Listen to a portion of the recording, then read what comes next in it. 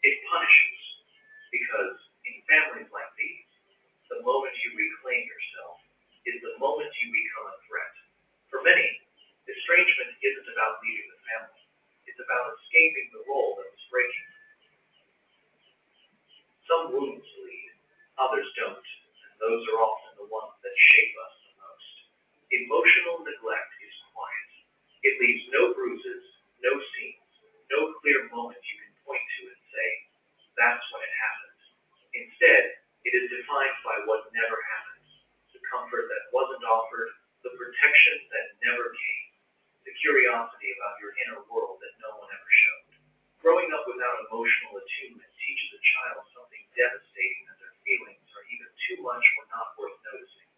And as adults, these same individuals often become the ones who seem strong, independent, even unbothered, while carrying a private ache that never fully goes away.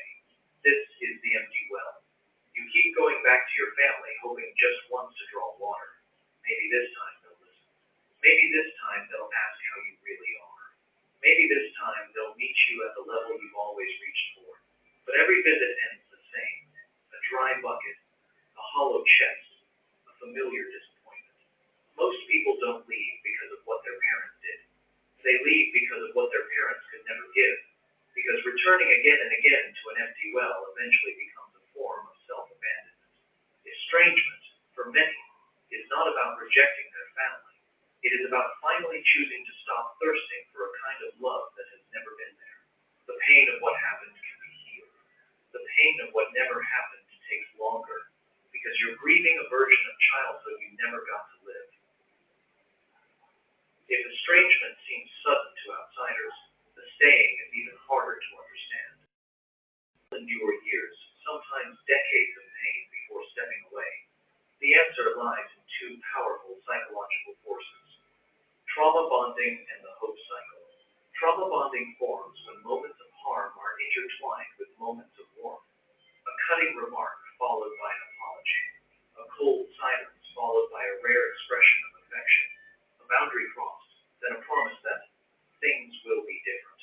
The nervous system becomes conditioned to confuse inconsistency with love. You start believing that if you just try harder, give more, stay calmer, you'll finally earn the version of your parent you needed as a child. And that is where the hope cycle begins. It keeps you waiting. It keeps you forgiving. It keeps you returning to situations that slowly dismantle your sense of self. Hope isn't the problem. It's that the hope is always about who they could be, not who they consistently are.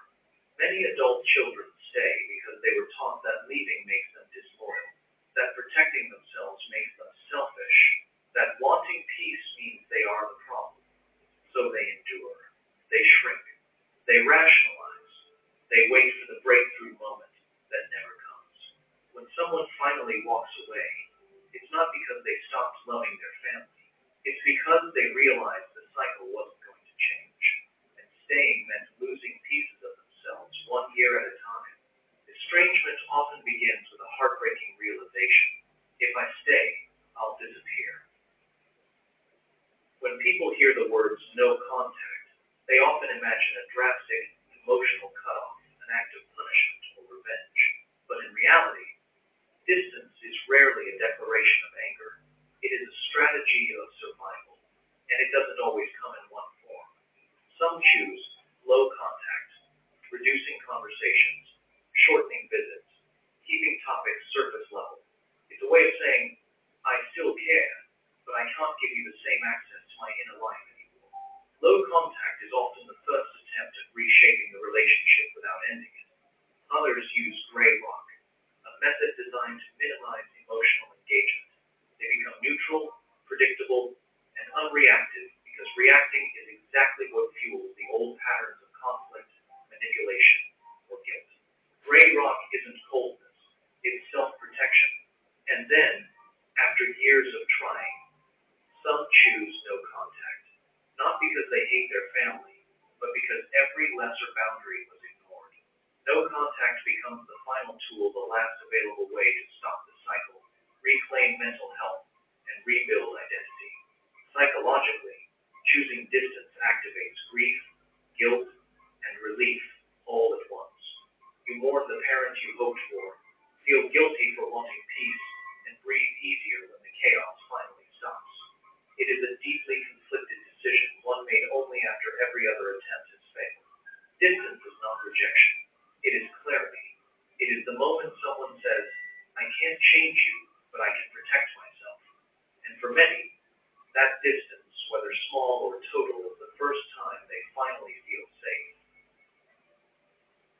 someone chooses distance from their family, the world often assumes the hardest part is the separation itself.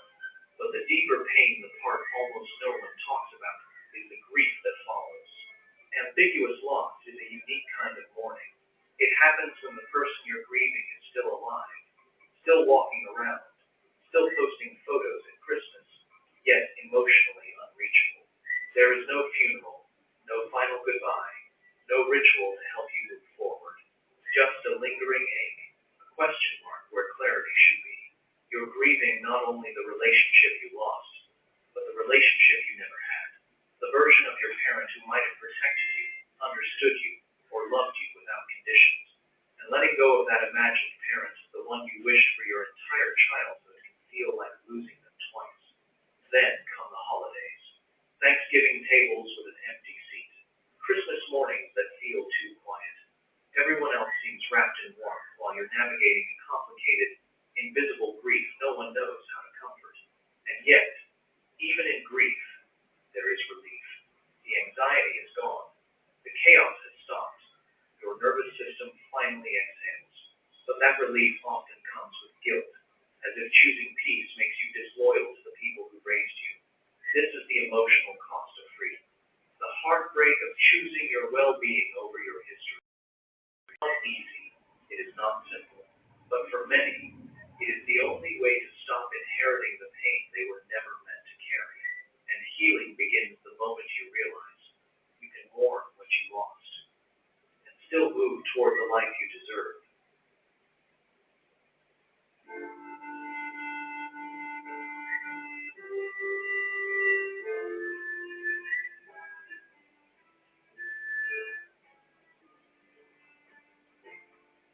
For many people, estrangement is not the end of the story.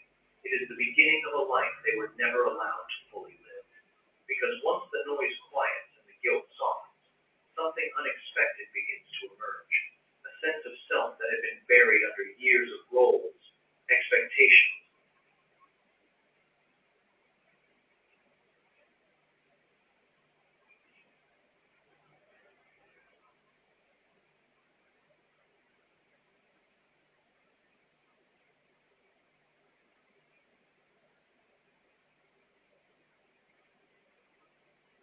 കഴിഞ്ഞ നൂറ്റാണ്ട് വരെ ലോകത്തെ ഏറ്റവും പ്രധാന ശക്തി ബ്രിട്ടനായിരുന്നു. ലോകത്തെ ഒരുപാട് രാജ്യങ്ങളിൽ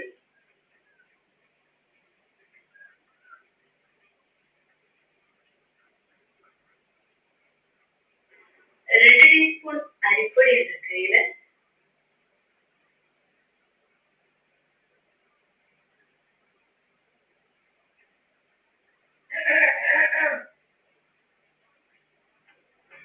security cameras don't sleep.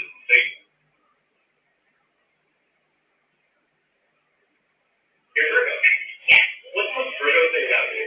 My uncle's on negative solar.